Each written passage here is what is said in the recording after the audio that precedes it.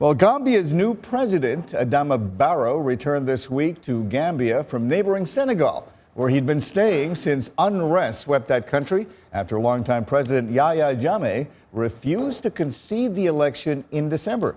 Now, Jammeh left the country January 22nd after being convinced to step down by regional leaders who were backed by the United Nations.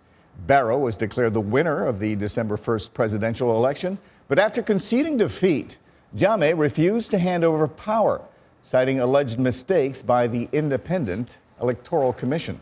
A very reluctant leader. Now, joining us now to talk about what that means for the West African country of Gambia, I'm joined in our Washington studio by Vincent Makori, host of our VOA's Africa 54 program, and from our New York studio by VOA United Nations correspondent Margaret Besheer in New York. Thank you so much, both of you, for joining us. Vincent, it's been way too long. Oh, sure. Now, let's talk about this transfer of power.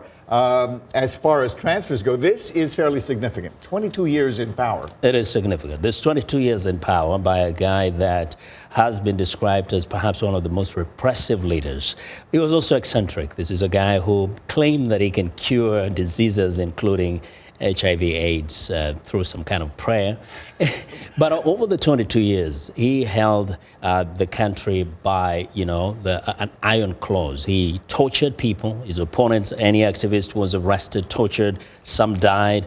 Many went to exile. Up to 20 journalists actually have been forced to leave the country since then because of repression. So he was an autocrat. He was a guy who tolerated no criticism from anybody. So this is, what does this mean for Gambians? I mean, having this fresh start now. One woman during the campaign said, "We're tired. For the Gambians, this is relief." 22 years of an autocratic rule, for them, it is almost unbelievable that they are able to breathe again. For many again. Gambians, this is the only president they've ever known, This right? is all they've known, and it was so repressive that many of them did not see hope of ever feeling a sense of freedom. Right. Margaret, let me get you into this conversation. What role did the United Nations play in convincing the former president to step down? What kind of incentives or pressures were brought to bear?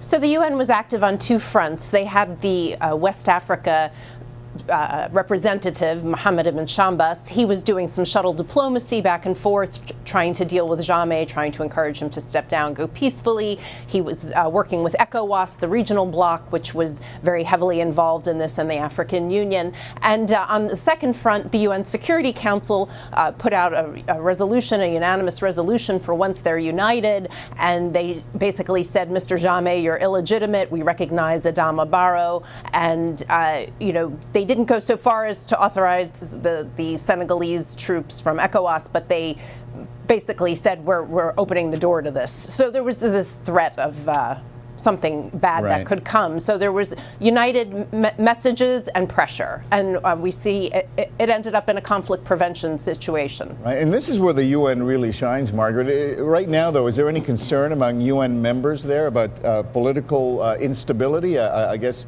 as we move forward with the new Barrow administration?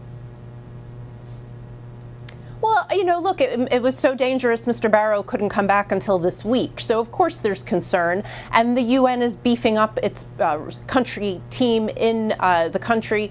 They're sending some extra people there. Mr. Shambas will continue to go back and forth. The Secretary General is leaving today to go to Addis Ababa for the African Union Summit. So that will be an opportunity for him to also speak to regional leaders about the situation. So definitely the UN is keeping an eye on things. Don't forget, there's also ethnic groups in Gambia, so you want to make sure there's no, fracturing along ethnic lines or any sort of reprisals. So definitely they're going to be watching for the near future. And Vincent, I assume that Adama Barrow is no stranger to politics. What can you tell us about him? This guy has been, supporting the opposition in that country, which was a very courageous move because it was not easy to really fight against this man. He's a real estate guy. Much like Donald Trump, he came in also on a kind of a populist campaign, and he promised to bring change to this country. But being a person who's coming from a civilian kind of world as compared to Jammeh, he brings something different. It's a leadership of consensus. He believes that he can, work with other coalition members. Several parties are working with him. He didn't just represent one party, but he's representing several opposition groups. What are the issues that are of main concern to Gambians right now? Is it the economy? Is it social justice? What kinds of things do they want to see happen in their country? I think top on the list is social justice. There's been a lot of, oppression.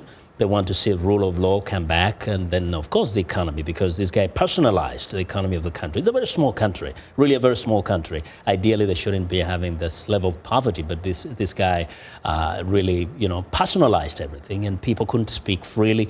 They're expecting to see a freeing of the space. So there's an awful lot of optimism, I gather right now. Margaret, I'm running out of time, but are there any plans for the UN to maintain, or ECOWAS to maintain a presence in Gambia for coming weeks and months? Well, the ECOWAS troops, there's I think about 2,500, are still in the country, I think at some border areas and in Banjul, the capital. I'm not sure, maybe they'll talk about it at the AU summit this weekend, what needs to be done going forward. But this is a country that has weak institutions, so they may stick around for a little while. We'll see. I really do appreciate you showing up, Margaret, and Vincent as well. It's been way too long, my friend. That is our show this week, but we hope you'll join us again next week for another edition of The Correspondent.